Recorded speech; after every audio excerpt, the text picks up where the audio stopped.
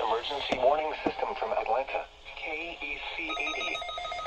This test is conducted at approximately 11:30 each Wednesday morning, weather permitting. If this had been an actual emergency weather situation, the warning alarm would have been followed by an actual watch or warning proceeding. Reception of this broadcast and the warning alarm will vary at any given location by 80 notice variability.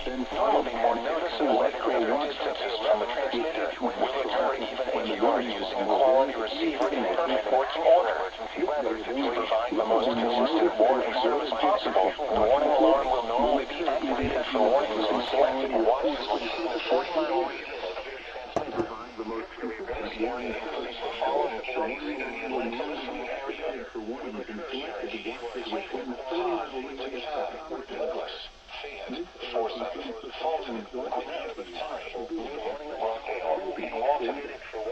This concludes the weekly test of the warning alarm system. We now return to our normal weather broadcasting. This concludes the weekly test of the warning alarm system. The following reports of weather, temperature, and wind were taken at 11 a.m. However, in Walton, Atlanta. This concludes the weekly test of the warning alarm system.